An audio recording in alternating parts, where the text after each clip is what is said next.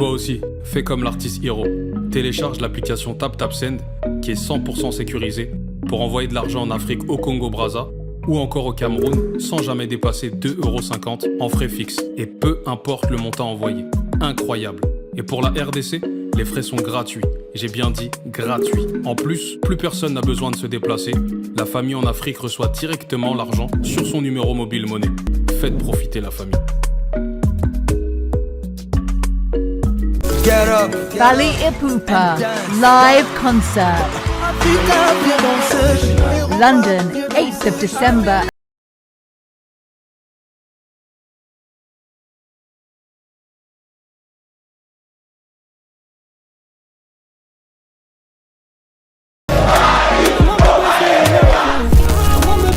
Get your tickets now. Fally Ipupa.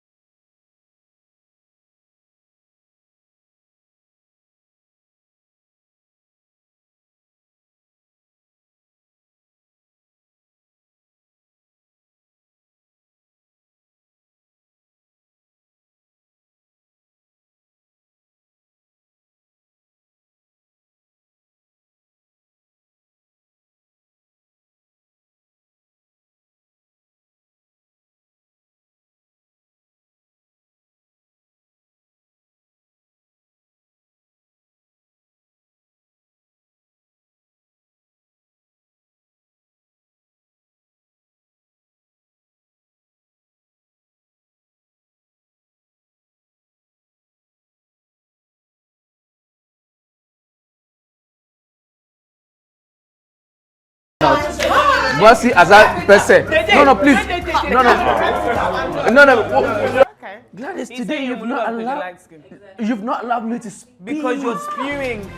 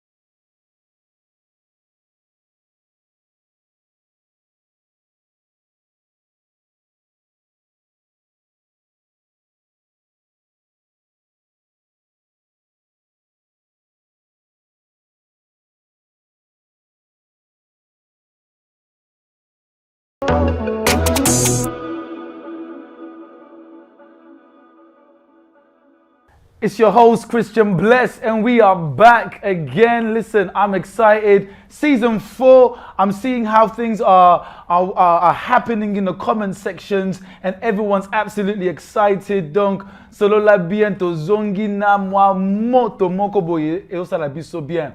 Donc, ko bossa na te, ceux qui osent la biso, beau partager lien oyo penza et kende partout. Tala. Au moment où tu as ba views moi et belé, mais le problème c'est que kaka 35% bazo s'abonner, donc s'abonnez-vous, beaucoup que émission peut écola. Mais comme toujours, naza awanga mon côté. Premièrement, naza na vétéran, il y a solo la bien, il y a saison 3, na saison 2, original, voilà bazar, Topé Simbo t'es pas Franco Chimpuki, ça va? Ça va bien. Topé Simbo t'es pas maman Abisso Gladys, ça va? Lelo Tozal na double onction, donc double anointing. Puis il y a maman Abisso Diamond, comment ça va?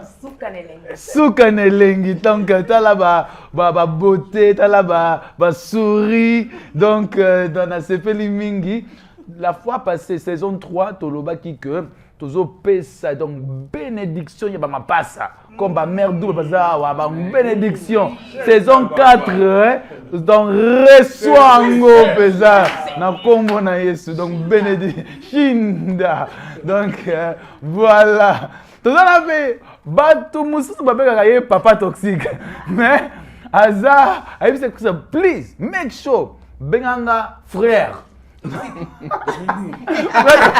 Frère toxicité. My friend. Yeah, that's why he thought, when they said double anointing, he thought they were talking about him. No, I didn't think that. Wow, Frère toxic. What a title. Frère Dédé, on a bien. Maybe go Latin, maybe ça Versace, Gucci. Jesus sandals. Amen. Jesus sandals. Ça pas toi Yesu. Yes. Sandales thank you. Tango kina mai. Voilà. Tu sais na social media influencer na biso, donc tu s'appelle Chloé, comment ça va? Si ça va bien. Non, c'est bon. Donc Chloé donc ozomona solo la bien nini? Oso la bien makasi, hein? Est-ce que ça na muto oso la bien, la nanga loba, est-ce que muto nani ozomona oso la bien makasi? Oyo sepeli. Le Sépilnard. Frère Franco. Sœur Gladys.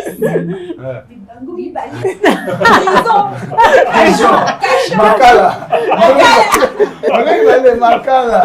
Ah, c'est pas là. Ok, pas de problème. Alors Trésor, comment ça va? Béton. Papa image. Nabosani bandeko. Ndeko na biso aosala musala moko bien. Hein? Oyebi que tangu na monaka ndeko na biso esalaka nga penza esengo parce que croissance na ye eza fierté na biso nyonso. Diamond nayebi que banato sala ba émission donc your social media engagement has increased donc ozo kende donc même au leki Jupiter au leki Mars au leki Venus ozo continuer donc vraiment au sala penza vraiment hein donc eza ningeni how do you and plus abotipe donc au sala I can feel the love, man. Bastopa qui évangile ezaki kaka 4 mais yo j'ai 5. Voilà donc 6 p peut-être kokoya.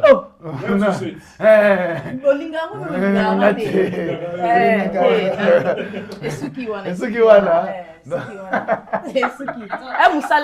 Bon, Alobi, oyibi, zela, bandeko. Alobi eza musala sego ya bien, lelo pe tozo ba makambo ya musala. Makambo ya sexe. Alobi musala.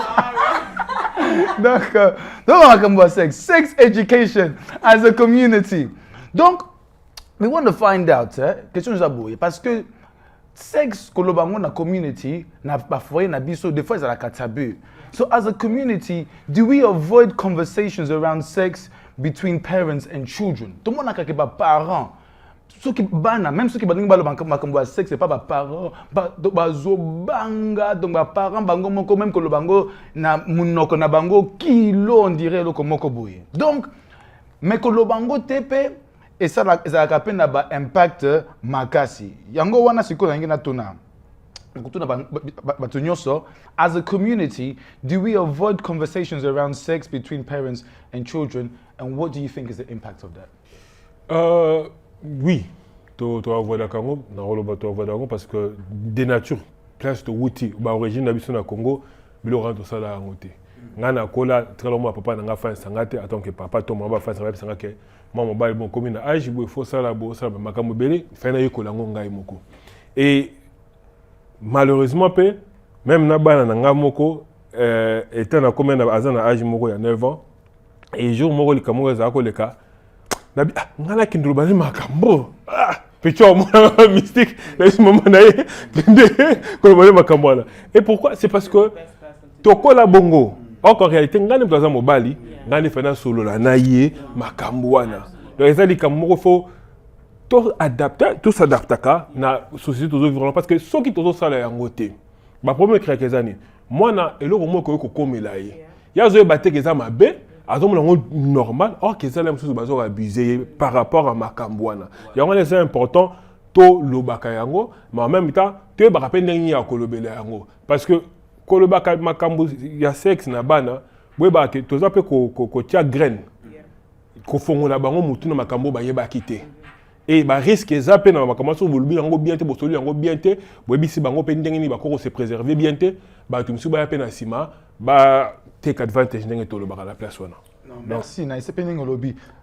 Gladys, you're more nene. As a community, do we avoid sex conversations between parents and children? Absolutely, tolobela rango te jam like it's very rare number kama na ngabinyo so ba Congolese alobaki ngana mama to vanda na boy tolobi boy it's never done. It's something that na nina yebsa ba parents so ki yo lobeli mwana na yo te mutu mususu akolobela na place na yo and it won't always be in the positive manner. So it's something that if to salango to learn to adapt. These are the good things to pick up from the European culture. To open communication, you're the best teacher for your child because you're the one that loves your child the most. So yeah, to lobela ngo tena ba parana biso. Papa Dede, tango na nimse ki oke to koloba makambo a sex, olobaki Christian na sepeli mingi parce que na sepela kana sujet oyo.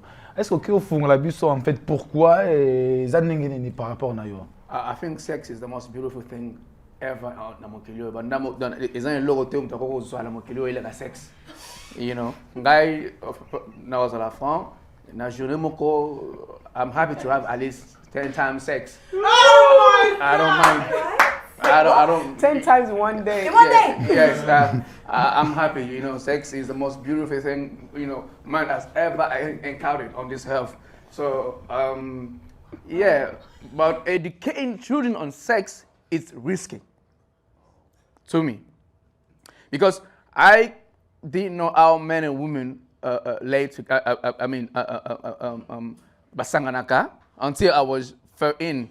I didn't know how, but how it happens. Bazarana mitu na bango sangisi ezalaka I didn't know. So protéger kingai, protéger nga pona na kuma my first girlfriend. I was 19 when I had my first girlfriend. You know what I'm saying? So he protected me. Yeah, man. So I would be more inclined. I could try to test it, try to find out how it. La comprendre ngote. On a vu que ceux qui osola qui n'angona parents avant. On a qui osola appelle sexe avant. Na na sala na meka parce que azip sangango. Parce que na ebango. Yeah. So go danger nango ezali. Non mais nous comprendre donc yo pona yo parce que ba yebisa ki yo ngote yango wana par rapport à l'idée na yo ça là qui en gros retard. Nazo ki pango te pona yeba ngote. Mais ça yeah, mais c'est quoi l'objet que ceux qui ba yebisa ki makambo sexe avant. Lenga na sala ngo. Donc pona yo it's different times. Pona yo oza pour que ba lobela sexe pas banaté. Wait, can I ask the question? Il faut ba protéger bana na makambo etani sex. No, wait, let me finish. Okay. I think with the day comes from different times. So with us, right? We No, it was on at the same time. Okay, no, let me tell you. Wait. Where did you go to school in Congo? I went to school here. In year 6? Na bandi na fake na 6e What year? primaire. Okay, what year did you start school in England? Year 6, yeah. Yes, No, year 6. in year 6. Na bandi na âge ya 14 ans. Exactly. Yeah. So us lot, we got told sex education in year 6. I remember clearly, year 6, we're 10 years old. Okay. The last day of school, my parents said, Gladys, you're not allowed, you're not going. You know what they did? All my friends that were allowed, that were going, they went to watch the videos. They came back to the playground and they told me everything. They told me what they saw, where places were, everything. I see. So whether my parents wanted it or not, all those kids in the playground, they told me everything, and that was age 10. So for you, you say not to tell you whether you like it or not. Tozana Europe Hour, children will get taught sex education from year 6. And I think I don't know if it's even lower because I went to school long time ago. It's a wrong thing to do. I mean, also someone has a 10 ans, maman sex à Yeah, but they do it in school. They do. Oh, what would that benefit a 10-year-old child where a child resides or where the child comes out? Je pense que toi ça là pourquoi parce que on comprendre que celui aux fans ba ne ba abusé na âge ya mukie. Donc pour ba faire comprendre OK, makambo bazo ça là yo wana normal te. Il faut ba faire comprendre yo makambo na ba commencement na ba aboutissement nango ezalaka nini. So muto sala ko risquer au sala boy et que c'est ça. Toute la protection papa. Donc malembe toujours développer mais na kenena bandeko awa. Siko Diamond, yo moni nini as a community do we avoid sex conversations between parents and children? Yeah, I think that's soki to tuni batos awa it's not to ndima ke yes ezali o moto to kima. Yeah, to kima ko solo la mo. Mais pona ngai namona to kima ko solo na ngote. Ndenge ndeka utolo ba awa ezo dépendre na ndenge nini tozo lo bango. Parce que mingi tozo ba soki yo mama papa obisi mwana note bisika mususu ba ke no ebisa ye. Mais yo déjà soko opesi mwana déjà ta moi base ya mukie. O ba ke lo bakuna o bangila mota parce que yo so ça o bandi créer foundation.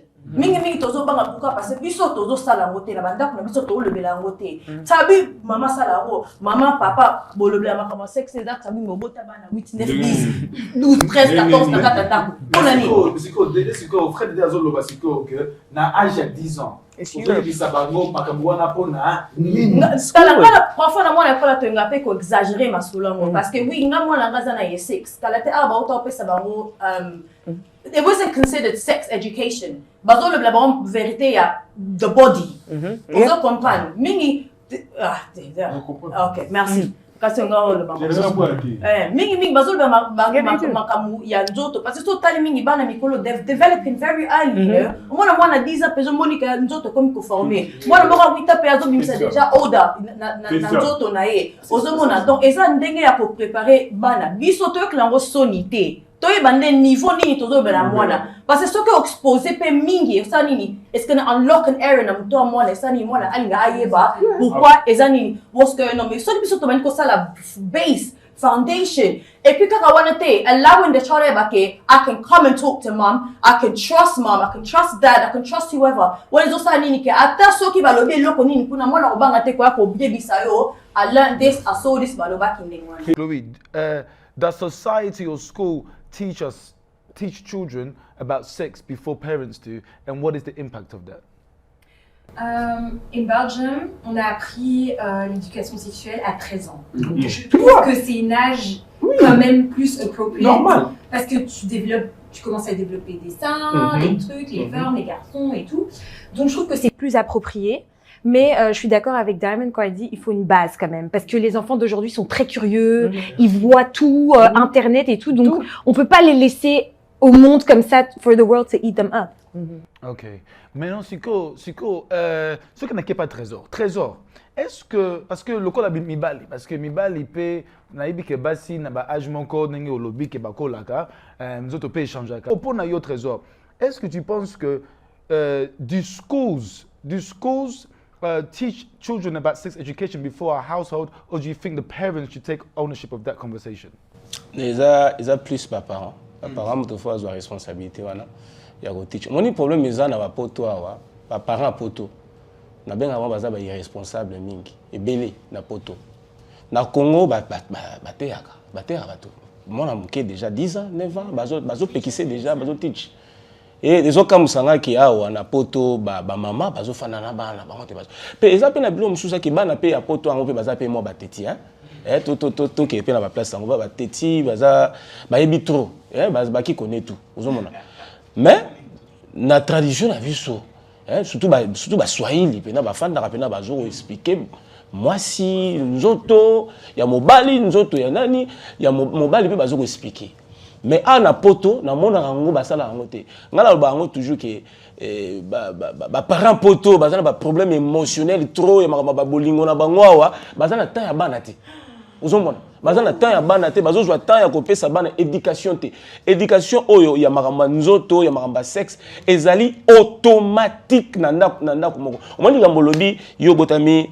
na ba sœur ngapi na botami na ba sœur ngabotami mwa mobali ngamoko mais oyebi ke biso na Congo kuna eza chambre ba sœur ba kotaka te uzomprendre eza na raison ba pekisa yo mwa mobali ko kotaka na chambre ba sœur kotaka te et à part wana ba parents au Afrique no ba o ya poto buzo beza tellement trop il y a Afrique ba so wana pena po yo kamona ba parents Afrique c'est très difficile y en a qui na ba poto oui uzomprendre wa pena oui o yo ka ba so parce que baza indiscipliné baza na moralité baza vraiment na souci à venir yango zo mona bana belé lelo biso to ya wana ba 94 ans ba petit musu ba botami na ba 94 lelo ba ko ici ceux qui ba 27 28 ans ou ceux qui nani boy baza déjà ba 29 ans baza déjà na babana pourquoi parce que ba parents o ba ya wa ba ozo makamni so ndi ba 20 donc faut so na mwana olinga so na mwana to so linga opesa mwana ta vite ozo mona parce que biso to yebi ndenge biso to kolela les amara ma bible était parce que biso ba ke posa frère en Christ lo ba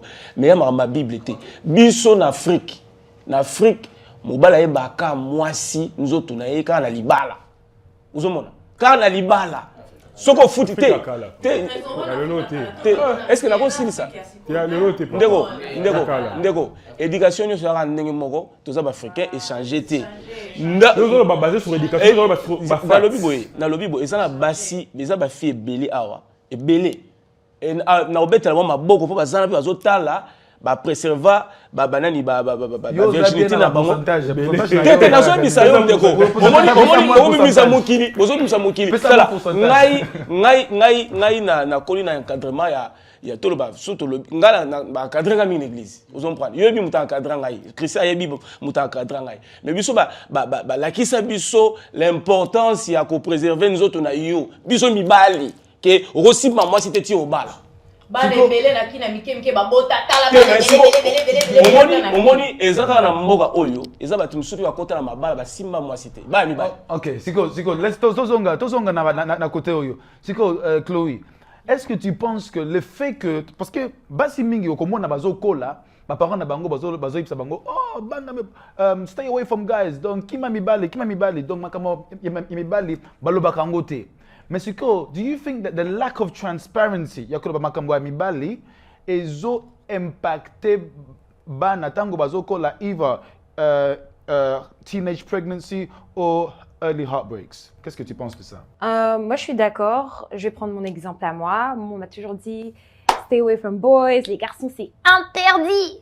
Mais on te dit pas pourquoi. Donc toi, naturellement, t'es curieuse aussi. Et puis, il y a la vraie vie. Tu peux dire interdire, mais désolé, tu sors dehors, il y a que des hommes.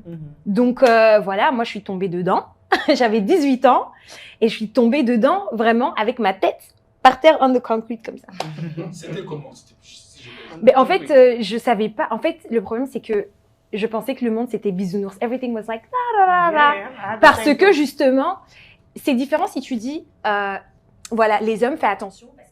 Si tu fais ça trop tôt, tu peux peut-être tomber enceinte ou peut-être tu auras de ça. Il faut faire très attention avec les hommes parce qu'ils peuvent te dire ça justement pour voir tu vois. Honestly. Donc vraiment instruction c'est plus important que juste dire interdire. It's true. If you're not lying, I used to live in the world even when I started uni. I had no ideas that boys were looking at me in that way. I had no idea. I had no university. 18. I had no idea. 18. Yeah, I had no idea that boys like you for a certain reason. Like you excite men. I had no idea. Just living in the clouds. So one day I had to see it for myself, like, golly, like, nobody told me. No, it's true, lack of education. Huh? Yeah, I did. I grew up in the church. Okay, that's good. So, Siko, Diamond, do you think that the sex education na communauté na biso ndenge bakoli saka basi na mibali zaka différent? Yeah, that's different. Pourquoi?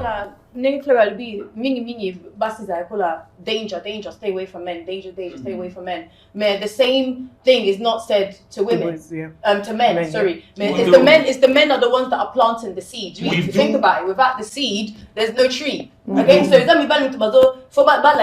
safe sex. Men also need to practice safe sex. Just as much as HIV, it doesn't matter what gender you are for HIV, chlamydia, gonorrhea, all these STDs, don't keep your gender there.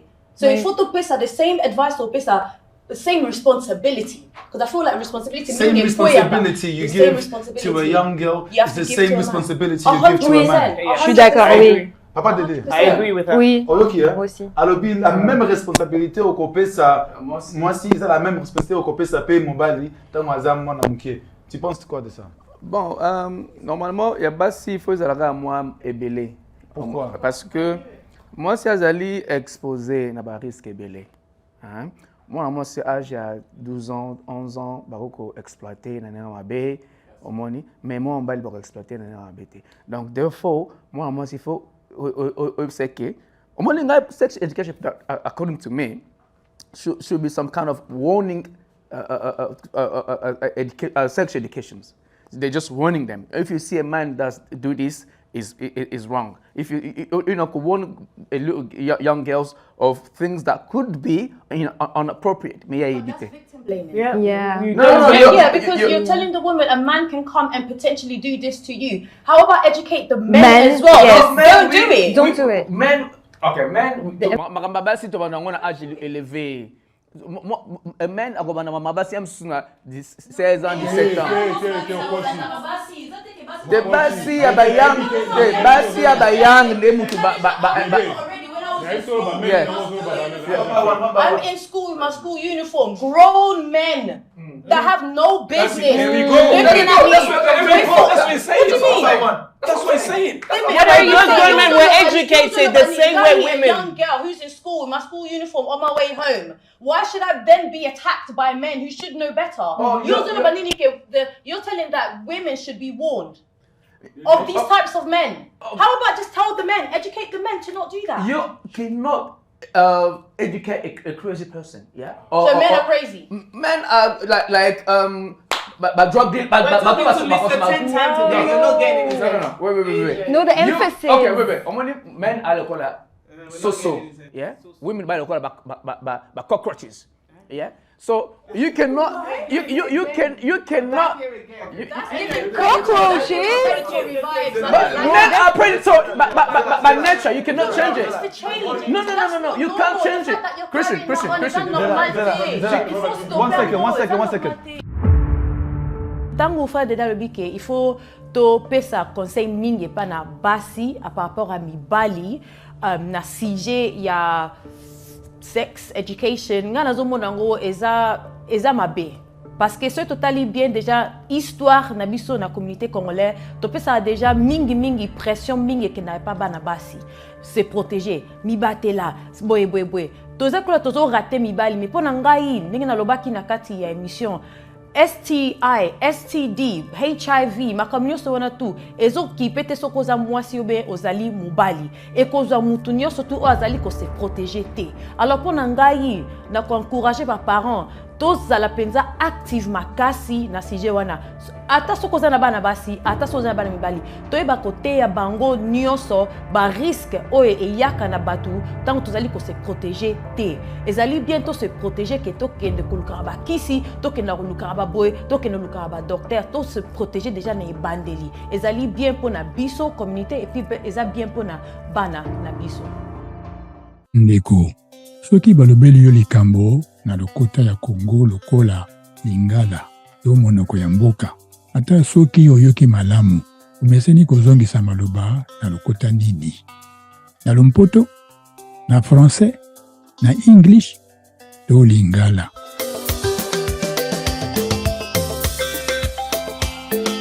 Yekola Lingala na LCS School. Jifunze Kiswahili. Wisa lunguka Kikongo na LCS School. Nieko tetela lokala saka LCS School. Mu LCS School, longa Chiluba. Learn English. Apprenez le français. Aprender español. Aprender português. Lernen Sie Deutsch.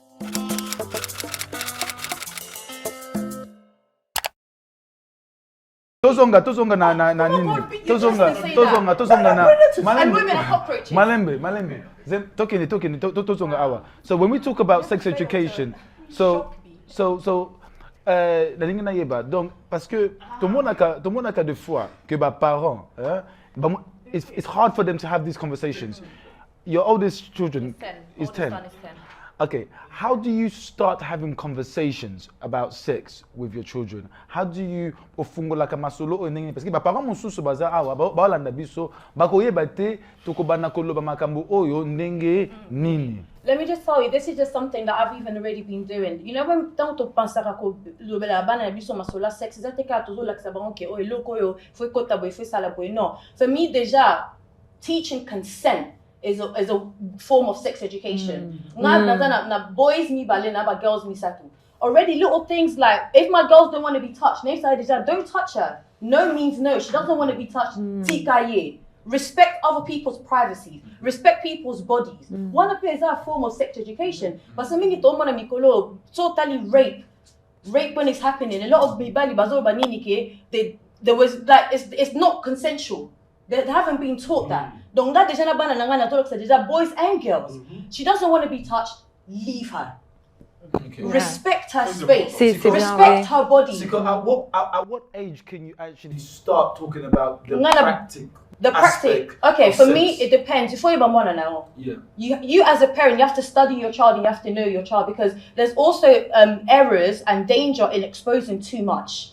Curiosity. Yeah, absolutely. Par exemple, ngana zaki mwana mukie, nazaki na ngai tomboy.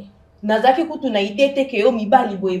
I would hang around with boys because I'm a tomboy na ndo beta bali. Na beta bali for.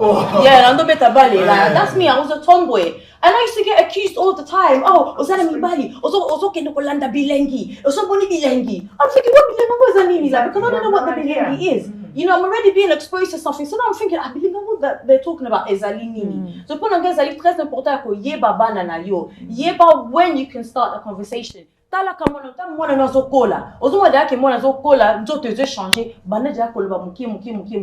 Et puis parfois to banga keke bako bazolo bana ba nkuna na class. Bazolo bana ba nkuna na class. You don't even know what's being said to them na call. So can you actually when your your daughter as an example when she's like in her 12, 13, 14 can you start talking to her about sexual contraception 100%. The pill and stuff like that? But there's a way of saying it. This is what I'm trying to say. There's a way of saying it. You can't just vomit everything out because you have to understand as a parent you still have to protect the innocence of your child. So I'm not going to give it all at once. Me fo yeba mwana na yo yeba danger ni zo salama. Eza biloka mike ndeti ba predators o trade dazo lo bela masolo awa mwana cause la latine uniforme papa mogwe oh yaka na kene osombela yo boy na kene osala boy na me mo chicken chips na telephone iPhone boy eza biloka mike ne faut pas na déjà ko expliquer bana parce eyaka mbala moko boy te eza na mibali mususu wana penza they know how to groom children.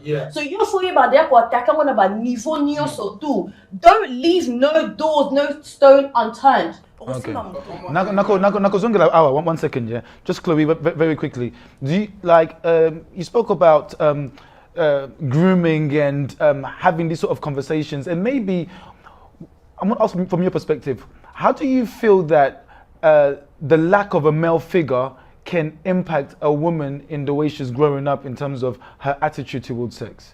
If she has, for example, like daddy issues, or if she has issues with regards to men representation in her family and not having that space to discuss it, how can that impact her in a relationship in the future?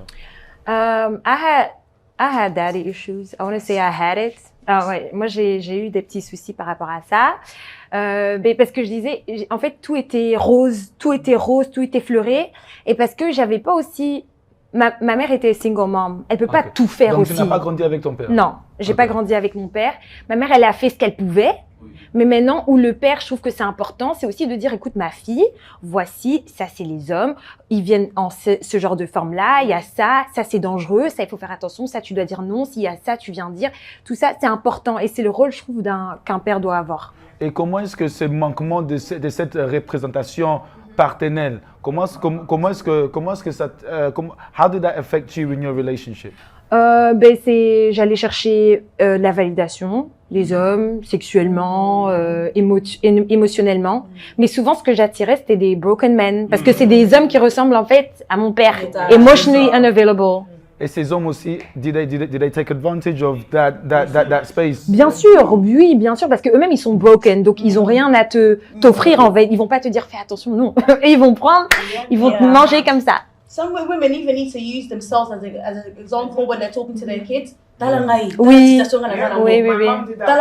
lot of women need to do that. C'est très important parce que on a une émission de moi na moi sœur azokola so papa nazate manque d'affection ana aluka rokende kozo yango et pas bamibale. Donc moi validation wana, moi attachement affectif wana. Nyonso wana alwa que nous avons pas et l'air à ça la yango, à ça la yango pe na ndenge ya bien te ça toujours ndenge ya mabe. Et ça ba gouma ka facilement. A rokende bazo kende bazo bisi makambazo na posa ngo yoka en même temps bazo profiter pe na nzoto.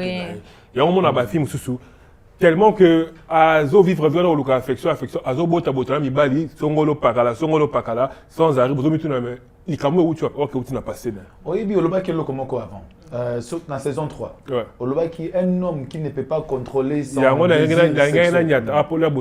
éducation sexuelle faut pas moi si mi bali il faut moi mobile nyos ngana rena répéta quand moi mobile nyos ebi ko contrôler pulsion sexuelle te akoyeba ko contrôler l'avenir parce que moi mobile atteint âge à 13 ans akoko tchazemi et exactement na ba fait ya bana belé oyo ba bota awa na ba âge ya mike donc oza mwana muke déjà obandi ko bota na âge ya muke avenir na yo et oza na ba ndenge nini so bandi 4 5 6 bana yo moza musala te oza balado na nzela awa ndoko futa ba pension alimentaire awa kuna boye oh ça donne la difficulté et so c'est tuba kozo so ngasima makasi donc il faut ba discipline ka déjà ba yebisaka que bana likambo so ko keboye yeba ke ba conséquences na yango ezaboye. Donc ceux qui mwana za na 13 ans 14 ans comment est-ce que ko fungola ye masolo ya contraception?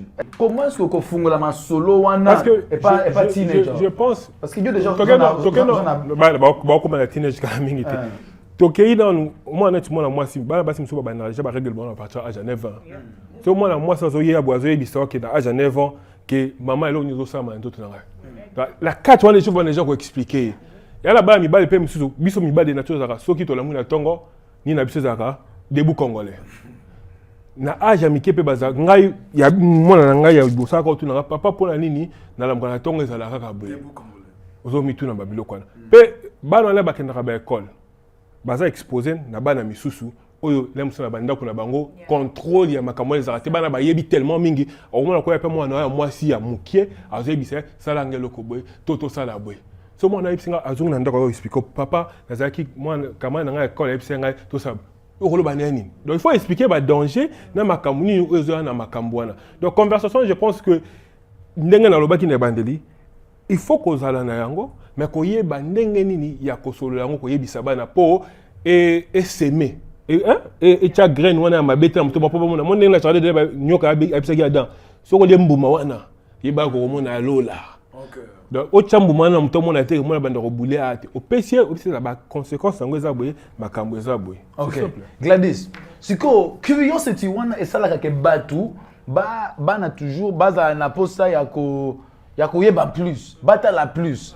Question nanga is aboy pana yo Gladys. If you find your child watching porn, how do you address that situation? It's a lot for me. If I found my child watching porn, this is where it's gone to the extremes because they've seen it all now. So you have to have the full now conversation from start to finish. What is sex? How sex happens? Because they've seen it now, and because they've seen it, porn is like an addictive thing that happens in their head. So even though you have the conversation, you don't know what it's done to the child's body because porn is something that most people could watch and it can turn them on. Whether you like it or not, it's something that's turned on and it's not something that's easily switched off. So people like have this, I don't know within men, but with some women that after they've been turned on in such a way, some women, not all women I'm saying, some women have to go and meet those urges. So now if your child is watching that, you don't know what it's done to the child, you need to have the full on conversation. They've been exposed. Now, you don't know what your child's going to do with what they've seen. You don't know if they want to practice it or you don't know if it scared them off. You sit down and you tell them the good and the bad, the ugly, and you educate from start to finish. This is what you must wear. Wrap yourself up if you're going to go. I'm not encouraging you to do it, but if you're going to do it, protect yourself because there's all of these STDs. There's all these STIs. You can die from this. You can die from that. And then there's good to it as well. It's pleasurable. It's enjoyable. You have to give the child the full on. If they watch porn, they need to be fully educated. You take your time. The conversation that Diamond said, you're not going to spill it all out in one day, but you need to follow up the conversation. Beating that child will not take the porn out of the head unless it stayed in there. That child will need full education. Siko, Papa Dédé, est-ce que nous aussi on doit expliquer the spiritual implication? Est-ce que you will be 10 times a day? Hein? Bon, naïveté. Sex over drug. Once you start it, Mais Siko,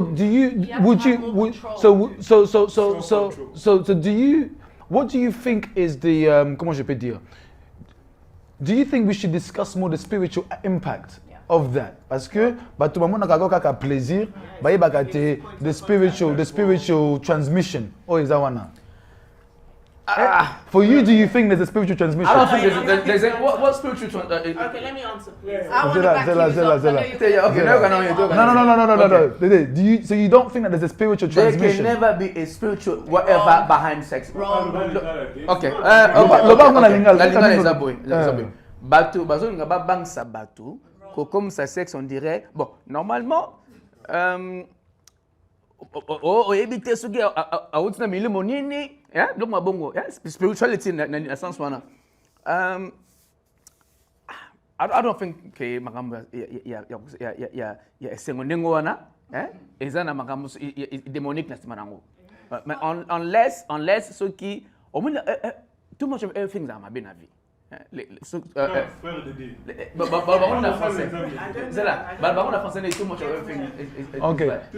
Tout excès nuit. Ok. Diamond. Que répondre? Maybe passage te me Bible ezolo ba clairement que tant ba mi balé ba sangani ba komi déjà moko. One of the things like c'est it's a spiritual thing. To le bla makamo ba soul ties. A soul ties, that's something that can even be embedded. Toki bo sangi sinjoto. You're intertwining.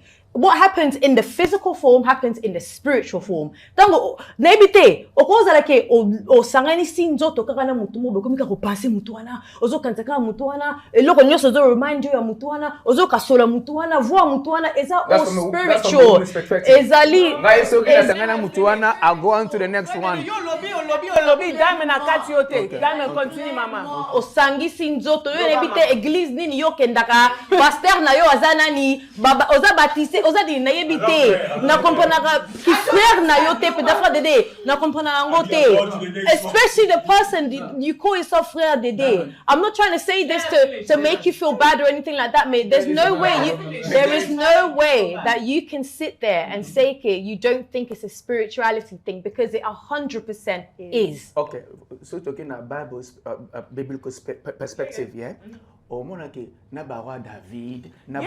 they had consequences. David, because of sex, David lost a child. Yeah, just because of sex. Because of sex, all of David's children, even Solomon, even if he was the wisest man on earth, because of women. The only people in the Bible that got married to one woman, they had blessings. People that had several women, yeah, whether you guys believe it or not, whether you say monogamy is no. But to one about balaba, sex number sex, each one had a problem. Abraham started having problems when Sarah told him to go and sleep with that other woman. They produced Ishmael. Talaban Dinge by different religions came out. All of them. It is very spiritual. It's the first point. Are you warning us about women? No, I'm warning you about men. I'm warning you about men and women being connected. More women warnings. No. I warned you about men. I told you David. Look at David's lineup. A whole King David, the man after God's own heart. I'm telling you. Because of sex, he fell in every other aspect of his life. Okay. Donc pour na yo Dédé, même ceux qui est commis makambo ya sex education to your children, pour na bana, okoyebisa bango te impact nango spirituel parce que par rapport ya opinion na yo sexe eza na impact spirituel te. Frère Dédé alobi que there's no spirituality na makambo ya sex vraiment. The first point of contact easy but demo balingaka vraiment très facile transfer is through sex. Whether you like it or not, ba femme de nuit, ba mari de nuit, all of these sexual demons, ba kotaka facilement through contact of sex. So please, vraiment, it's important to me educate. You know, physical warfare is real. No, physical, spiritual warfare is la vérité. So please, moi yo ka frère Dédé te na ebi pété que quelle Bible frère Dédé lit, mais na ko sombela inga moko personnellement, pas na France. Vous avez la Bible belle en français, il parle bien français. So bolingi botine la ba DM na ba place à France so sombe la frère Dédé Bible. Alors va pe anglais, nga pe mutu anglais na lukela e Bible parce que trop c'est trop. Zela malembe à répondre. Bon normalement au moni sexe ngai na za na difficulté ya ko solona mwana ke moi tombela sanga na raboy. Parce que na bi ke once a côté na mokili wana eza soza mo mbali. Eza passer pour abima. OK? So pour nga sexe zelo moko nako banaka surtout ya mwasi ya basi ndemu tunakwenda ko protéger omoni mobali ko protéger été mobali elo ni protéger ça na elo suite ndengwana laisse pas alors STI alors ba sexual transmitted disease ba STI ils ont même la batantine susu on va profiter na bana miki on se retrouve moi on a tanti moi ndako ba ça la makamuna moi na wana. Bon, Trésor, au moins finalement, on peut se la parole. Ouais, finalement. Bon, tous les hypocrites devant la caméra. Et Dédé, n'a évité, ceux qui sont vivants, qui l'ont bisogno. Les Camerounais, le baiser tellement sérieux, il y en a zone il y a et ça na ba groupe ba démon ba za rebelle na makambo ya sexe ba démon chat longa na ki chrétien tozoki na biso na ba africain ceux qui déjà nganga zo yebisa mutu ke kino kolala na ebembe kino ko sala loko boye et ça parce que ça ba force moko spirituelle na sima makambo na loba kité omoninga na lobaki te bino nyonso bolobi wana natiki bino tu boloba oyebi force oyo eza na sexe eza très dangereux koleka kutu munduki parce que ebebisaka bagénération ya bato ozomprendre ebebisaka bagénération et génération ozomona nde nalobi nzambe apambola oyo bankadranga basalanga mosala malamu baedanga ozomona parce que kobango bachelanga na makambo nzoto ezaka grâce ya nzambe mpo epesami na moto nyonso te yango nabi ke tozala bahypocrite te soki tosali mabe tosengaka pardon pa nzambe parce que nzambe aza nzambe alimbisaka biso mais na biso baafricain bandoki bazwaka bato na sexe banganga bazwaka bato nyonso na sexe bayebi biso kende zwa boye zwa parti boye sala boye okozwa moto wana. Et c'est très important de comprendre que non, même quand tu dis que ce n'est pas seulement ma bazemi. Et ça esprit ni oyozo mema. La vie no mobimba. Ozomona. Okota ba contrat mo boy, okota ba biloko mo ba lien mo boy, otika yo génération en génération oyo okolongola te. Et ça ba te belé lo ba ko fana na mabala te. Likolo ya makambu ya mutu mo alalaka na ye atika milimo na kati. Vous comprenez? C'est important que la bande na kie eza mabe koyeba nzoto ya mutu peu importe mobali pe mwasi avant mariage. Avant mariage hein? Avant mariage. OK. Avant mariage. Eza tela na pesa biso exemple mo boye. Eza elo mo boye parce que moi je parle de naloba adayambi nalobela likamba bana mikia mibali eza bana mibali belé bazana ba 12 ans 13 ans basala ba masturbation chaque tongo likamba pa franco salobaki debout congolais moi nazo yebate atimbi ba ki mo ba sentiment bazo compartir azo yebate sentiment osani ba mama bolandela bana so okoka koyebisa papa yo moko osala ngo teyebisa papa landela bana ya mibali na batongo ayebisi biloko azosentir wana il faut koyeba kodike biso toya bana mibali mo toloba misu na caméra eza te mpona communauté na biso eza na mwa balimite mais siko impact ya masturbation ezalaka nini? Masturbation ememaka bamari de nuit pardon bafemme de nuit mari de nuit ozomona ekopousse yo toujours luka extrême ya eza ndeni na mwasi mpona biso mibali. Donc lack of satisfaction. It's a lack of satisfaction. Ezali omoni bana mibali balingaka ba discover kompe ya basi puis ya basi mususu ezaka opousse yo ya ona nazana mwana nga mobali c'est un beau gars beau na ebisi faut faire très attention avec des filles nga na ebisi bon omoni yo ndeko za mobali kitoko boye bakolanda yo bango moko ozomona bakolanda yo bango moko bakoya bakopousse yo na ABC na expliquer na lobi omoni ka soko nino sali boy moi erreur mo sali moi muke moi na ozazim zela donc na ngi nazonga na pemo ko lobaki que ba marabout na ba sorcier batilisaka sexe donc la point de contact. Donc eza eloko moko que ba parents pe tango bazo pesa conseil à sexe il faut que ba mentionner pe eloko wana ya impact nango spirituel. Eza plus que ko bangisa mutu zemi. Ozomona parce que omoni wana eza lokola nakobenga onini eza lokola moi loterie mo boye ko kwa na démon ndoki satana bomona ngote ba jeune fille mo na Cameroun vidéo na lukango na phone na ngai mona na te fille wana akenda ko coucher na père mo mukolo atika nyoka serpent na kati ya nzoto na ye yesu ko tango bazo coucher soki na mobali na ye jeune garçon bato innocent basuye akufa sur place vidéo na ezaki nango je crois ezaki pe baka ebele. OK.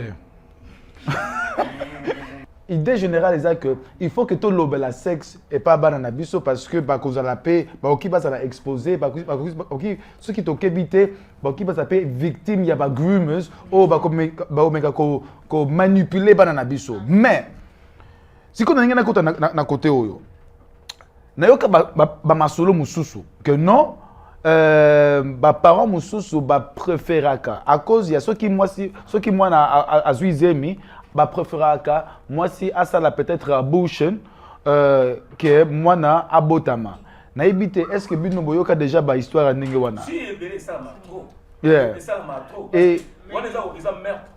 Et qu'est-ce que tu peux dire parce que là attends avant que je parle à Trésor n'a que n'est pas Diamond what would you say about parents that would advise their children to go through abortion as a result of Sony or economic family? Ponanga ne baba ma ese sopani ene. Thank you. You know, like I don't know, I just don't understand. Maybe I do understand, but it's not something I would do. You know, because at the end of the day, that's okay. It's like a year, déjà a year. Because but parmi faut pas comprendre que there's so many psychological effects that comes with termination. You know, there's so many physical things that happen as well. Ezaka eloko moko simple te peut-être yo comme parent koloba ko tinda mwana akine alongo lazemi et pas na yo esili nango because you're not dealing with me na mwana na yo ozo comprendre nini esali na mutu ndenge nini azali affected et puis after ke yaka te ba para batinda akete ko lazemi esili pona bango but there needs to be an aftercare mingi ba para mingi ba sala ngo te pona ngai soki mwana azwizemi in a way is all like it's a reflection on parenting number one. Donc ce qui moi n'a vu is a reflection on parenting. So qui moi n'a vu early early age pregnancy or whatever. It's a reflection on you. Yeah, teenage pregnancy. It's a reflection on you as your parent, as a parent. That's number one. Number two, that's not the end of the world. You know, that's still your child. Like, you know, but you know, photo pesa but you know, chance pe osala erreur. So qui comme moi ne sala mi fait ba ninga ba violer moi. That's what I'm saying. It's not the end of the world. Faut comprendre pe zeme ngo côté ndenge nini. Viol et comment pesa ba tira ba parole la position moi la difficulté par miloba. Ceux qui violent que moi na a kenda kita sala ngo na posa na imoko ba romituna. Moi na sera boti moi na chaque fois sera bandi ko moi na aboti. Et on a un impact psychologique. Donc, il y a beaucoup de choses. Dans la histoire, moi-même, na end, mes parents m'ont violé là, et pas, je pense, qu'il y a une famille kaka. Là, moi, j'ai eu un mazak, moi, j'ai moi na wana. Mes parents m'ont payé ça, moi, na organisation, moi, j'ai tolingita zalana, bazu moi, pour moi, garder innocence, qui bon moi, na vaut mieux moi, na qui ne colle la place, nothing to do with them. But that's where Francos is saying in the places of rape, education is very important. Whether we like it or not, there are many things. Parents need to be adaptive. If you have communication, open communication with your child can tell you they've been raped. Immediately from that rape, you make sure the child is taken the morning after pill, whether you like it or not, because you don't want pregnancy to come. From the morning after pill, there's also injections or medication, I forgot what it is, that they give you for HIV checks to make sure that you don't get HIV. There are checks that the child has to do, sexual, what do you call it? Sexual testers, whatever you call it. STD checks. Communication, educating the child that now the child's been raped, like it's happened, but there are things you can take in place to make sure that the child is protected as much as you can protect them. All of these things can be avoided. So key conversations were had. If the child was educated, if the parents were an open space for children to go back to them too, because we can't, there's many things we can do, but we can't avoid these things. Do you think that sometimes, na question générale, mais Gladys, do you think that sometimes our parents can't talk to us about sex education? Peut-être parce que bango moko ba yebi amote. Ba yebite par exemple different types of STIs that are there. Ba yebite for example makamuningo lobby peut-être ba parce que yes, we're different generation. We are exposed to more. Chico, what can parents do in this stage? No, but there's more. Déjà et ça et on moni tala, moni loko, loko suki sida wana et jouer rôle makasi na community na biso et aider batebele. Batebele pe bakwa ko sa ba bêtise belé. Ma cause maladie ki na obanga na zo sida, batebele ba kima ko sala ba sex pour la biloko. Yeah, but that's just sida. But what Christian is saying, a lot of our parents yo lobby qui est bango ba yebi makambo mususu te. Yana biso déjà sida déjà. Not just sida. Okay. All of these things. Let me finish quickly. A lot of women, older generation, whether you like it or not, they have not been educated in sex. They've learnt in marriage. Like you said, they get one woman, one man, bakotin a marriage, and they're sleeping with that one man. They don't know what the morning after pill is. They don't know contraceptions. There's different variations of contraception. A lot of them don't know Trésor, our parents, some of them, not mine, but specifically, but some of our parents, they need their 6-year-old to fill out forms for them. For me, they need to educate. My mama, papa, will educate. You know, there are many centers that's offering free sexual advice, free contraception. They don't know. They know stuff. Tala, Gladys, na Congo, ba nogo bele ba pola na se. Vous comprenez? Et ça ba infection. Ba infection ça ba marque bele so ba mama kwanza. But not everybody. Et où tu as sexe? Mais trésor. They don't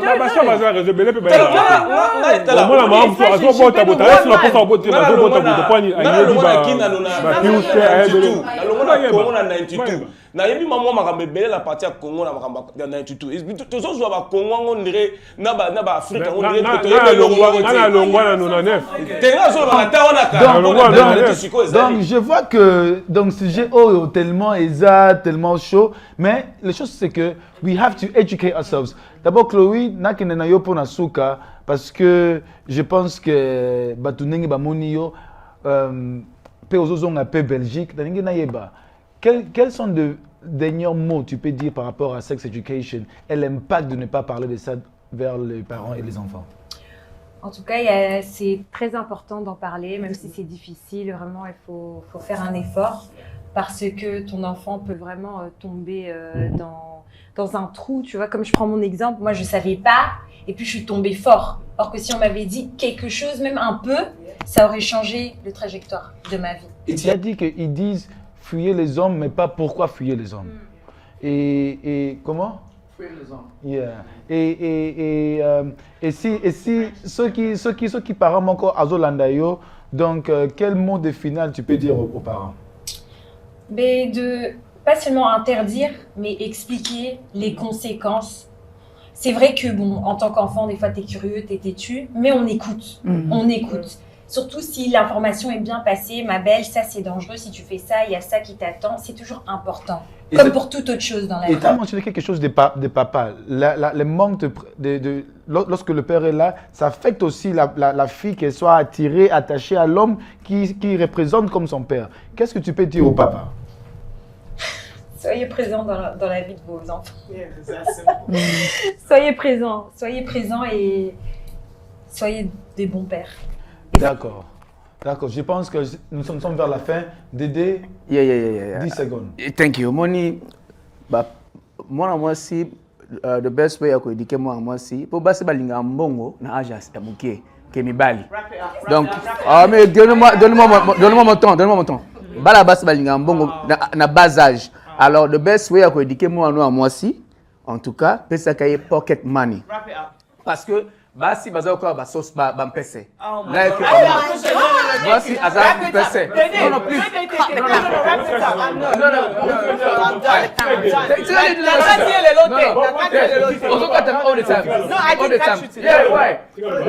Moi si azar Gladys azo pesa exemple. Exemple. Est-ce que tu peux bobenga biso ba mboite? Est-ce que bobenga ba mboite? Dédé, trésor. Zela, bandeko. Nengeza wana, Zela, bolanda biso, Zela, malembi. Bolanda biso sur Instagram. Na Instagram, tu la Instagram live. Dédé, makamunyo so lingo loba, to loba na Instagram. Zela, malembi. To lobango na Instagram live. He wants a viral moment. Zela, mais Zela. Tant que tu as un loba, et un mot bakatenga maloba, ça koyebisa l'importance à kolongola zemi. Kolongola zemi c'est tellement grave que ba te belé ba koma stérile, ba bote ali sous-souté likolo ba longola ba zemi. Belé ba ko tapé mo ba trauma, ba te pe ba kufa. Kolongola zemi ba te belé ba kufa pona ngo. Na Congo to yebi ba te belé akena kolongola zemi akufa. Et ça, quand ta charge, c'est très important dans la société. Erreur est erreur. Sonia Nini, Azamutu, à côté de la carte, erreur et salami. Ou éviter au à cause de la Moïse à famille. Ou éviter à cause de la Joseph à famille. Ou éviter à cause de la Naine à famille. Ou éviter à cause de la président. Donc, c'est important. Ce qui est situation bon et salami. Donc, moi, si faut bota, kolongo la zemi, c'est la solution. Te ko bebi sa vie à mutu.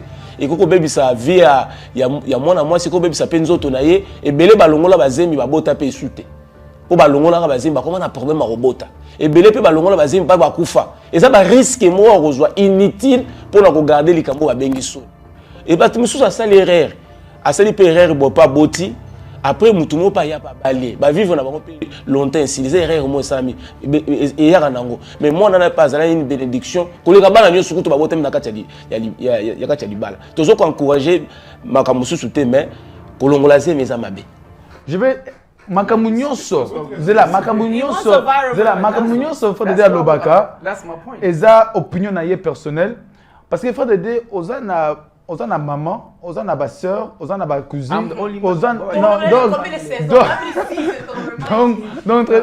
donc en fait c'est là tout que malembe. En fait tant que vous ba makambu ya ba tant que ba makambu ya ba cockroach, on dirait aux benga maman na yo cockroach, ba sister na yo cockroach, patante na yo cockroach. Donc eza penza elo komoko mabe. Donc frère Dédé to kota na one second. Thank you. Let me conclude. I was saying this. Women are cockroaches. Where there's chickens. Okay. Bazoka soso. Eh, bako apese. What does the soso does? So how many person? I'll do that. So, moi c'est exemple. Oui. Donc moi ça azo vivre dans monde moko aza exposer makasi.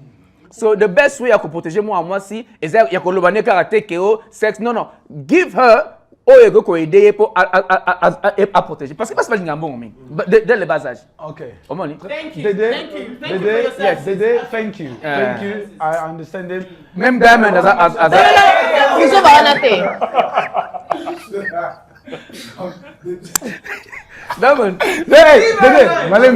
Dédé. Donc guys, thank you very much. Thank you for your Bandeko, by opinion, yeah, Dédé's opinion at Dédé. But guys, let's focus. Sex education is such a serious topic. It's creating so many people are getting sick. They're catching HIV, they're catching chlamydia, they're catching different types of sicknesses. And if people don't talk about it, if parents don't have conversations about it, they're going to learn this in the streets, in school, with their friends, and we are destroying an entire generation. So please, let's have these conversations and let's stay safe. Donc, merci Nenge Botali Biso. Make sure to subscribe, to share, to comment. Let us know your thoughts. And remember to watch us again next week at the same time. It's your host, Christian Bless, and have a good one.